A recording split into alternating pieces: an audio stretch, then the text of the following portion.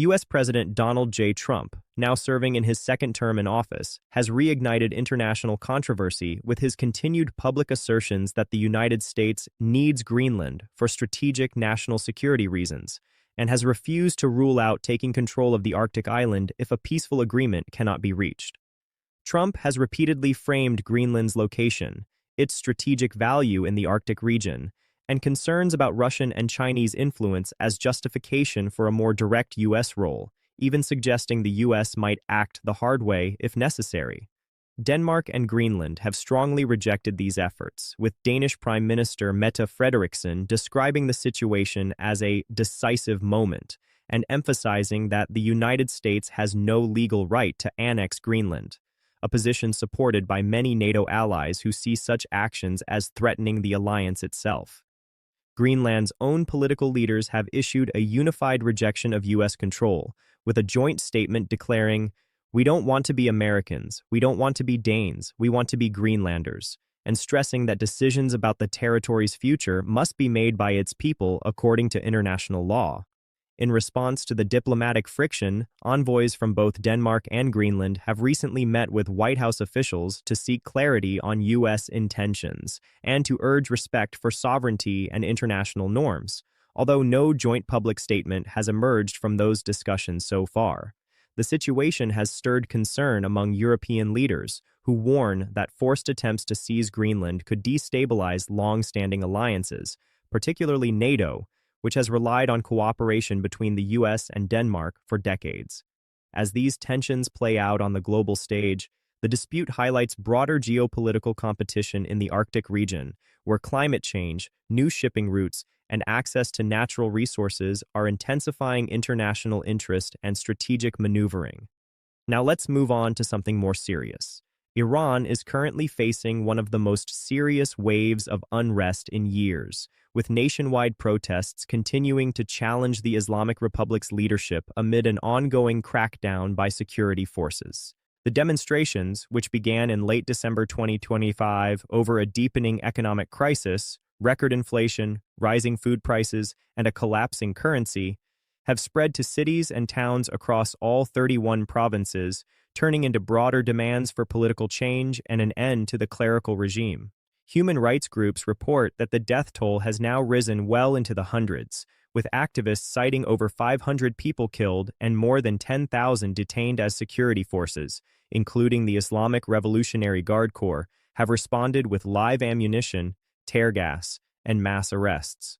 Protesters of all ages have taken to the streets, chanting slogans such as "Death to the Dictator," and in some cases calling for the return of exiled leaders such as Reza Pahlavi, although Iran's blackout on internet and telecommunications has made independent verification difficult. The government imposed a near-total internet shutdown in early January 2026, cutting off most outside communication and limiting reporting on the scale of the unrest inside the country. Security forces have been widely accused by rights organizations of using excessive and indiscriminate force, with reports of protesters being shot at close range and entire neighborhoods subjected to lethal repression. Cases such as the killing of young protesters, including teenagers and named victims whose families say they were unarmed civilians, have amplified international condemnation and raised alarm among human rights advocates.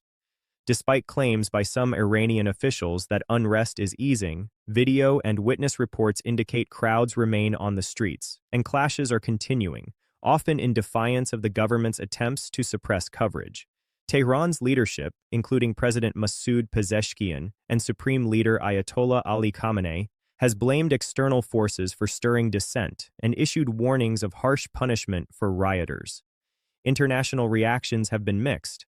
Western governments and human rights organizations have condemned the violence and urged restraint, while some world leaders have publicly expressed solidarity with Iranian citizens' calls for freedom and reform. The ongoing situation underscores deep political and economic fractures within Iran and raises questions about the future stability of the regime amid increased domestic pressure and global scrutiny. Let's dive into Cuba, Venezuela, and the U.S. What's going on? What's happening? Well, we know. In early January 2026, the geopolitical landscape in Latin America shifted dramatically after a bold U.S. military operation, dubbed Operation Absolute Resolve, successfully captured Venezuelan President Nicolás Maduro and his wife in Caracas, ending his tenure after more than a decade in power and transferring him to U.S. custody in New York on serious charges. The raid, which occurred on January 3, 2026, involved extensive actions against Venezuelan military installations and provoked a violent response, resulting in confirmed casualties that include Venezuelan military personnel and 32 Cuban security officers embedded with Maduro's forces. The Cuban government publicly mourned these losses and condemned the operation as an act of criminal aggression and state terrorism, underscoring the deep historical and military ties between Havana and Caracas developed over decades. The United States, led by President Donald Trump, has since maintained that the operation was aimed at combating corruption and narco-trafficking, while asserting a protective posture toward Venezuela's future governance and national resources. Trump and senior U.S. officials have also pursued a hardline stance toward Cuba, historically Venezuela's closest ally. Trump declared that no more Venezuelan oil or financial support will flow to Cuba, emphasizing that Havana's long-standing reliance on Caracas for subsidized oil and economic assistance has now ended, and urging the Cuban government to make a deal with Washington before it is too late. Cuban authorities, including President Miguel Díaz-Canel and Foreign Minister Bruno Rodriguez, have rejected U.S. pressure, reaffirming Cuba's sovereignty and criticizing the United States for what they describe as decades of economic sanctions and interference.